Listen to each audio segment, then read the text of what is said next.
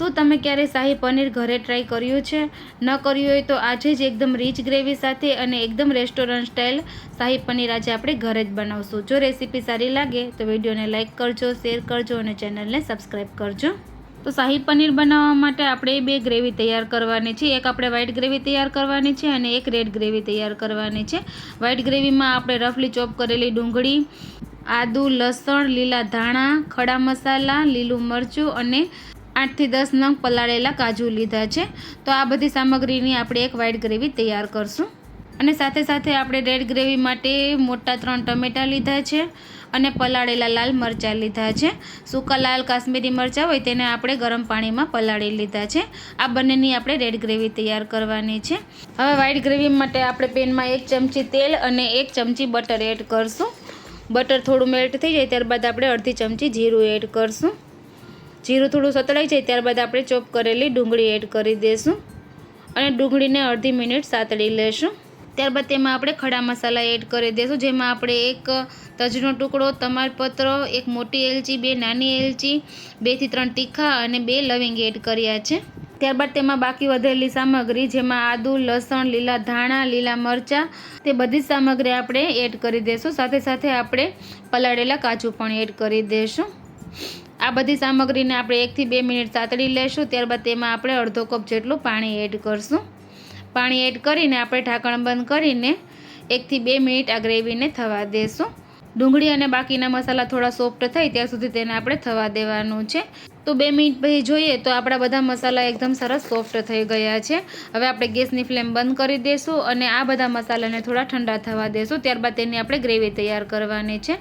તો મસાલા ઠંડા થઈ ગયા છે અને તેમાં જે આપણે ખડા મસાલા એડ કર્યા છે, જેવા કે તમાલપત્ર, મોટી એલચી, નાની એલચી, તજનો ટુકડો, તે બધું આપણે કાઢી લેવાનું છે. આ મિશ્રણને થોડું ઠંડુ થવા દેશું. ત્યાં સુધીમાં આપણે રેડ ગ્રેવીની તૈયારી કરી લેશું. તો તેના માટે આપણે પેનમાં 1 ચમચી તેલ અને 1 ચમચી બટર એડ કરશું.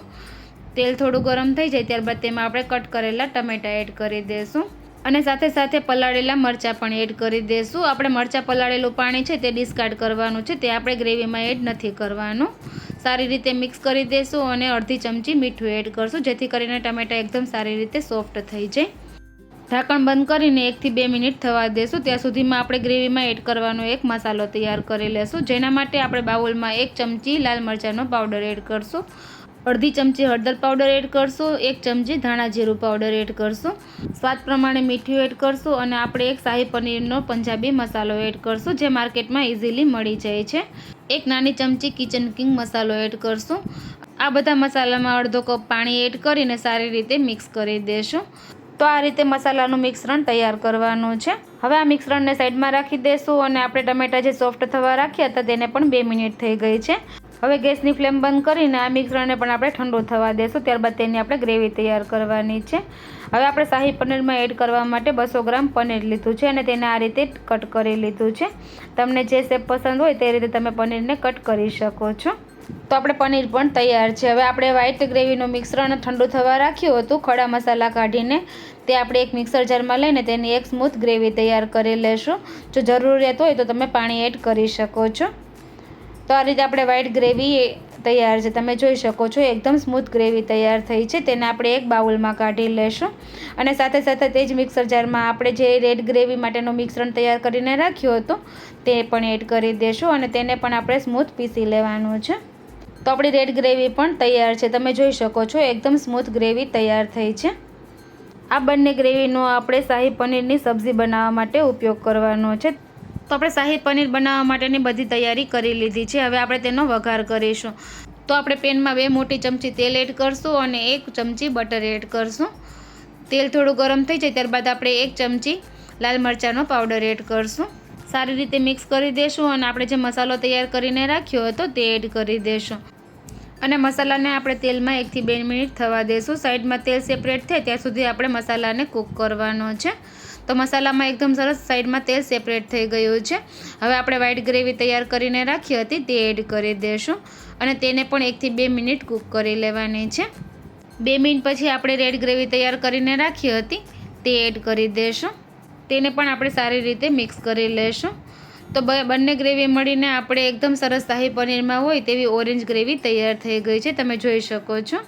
હવે આ ગ્રેવીમાં સાઈડમાં તેલ સેપરેટ થાય ત્યાં સુધી તેને આપણે થવા દેવાનું છે.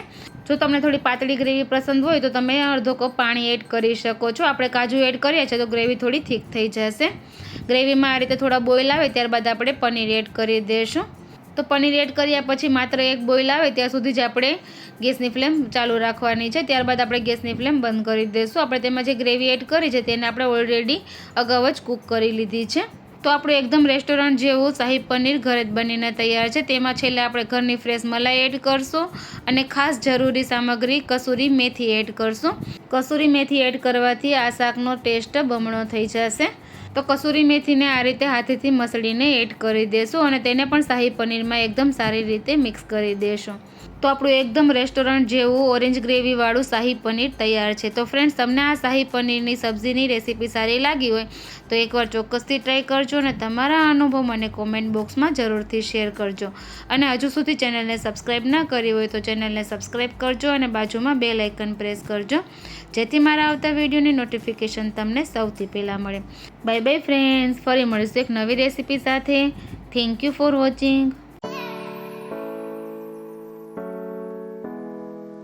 તો ફ્રેન્ડ્સ, તમને મારી રેસીપીઓ પસંદ આવતી હોય તો વિડીયોને લાઇક કરજો, શેર કરજો અને સબસ્ક્રાઈબ કરજો ને બાજુમાં બેલ આઇકનને પ્રેસ કરજો, જેથી મારા આવતા વિડીયોની નોટિફિકેશન તમને સૌથી પહેલાં મળે.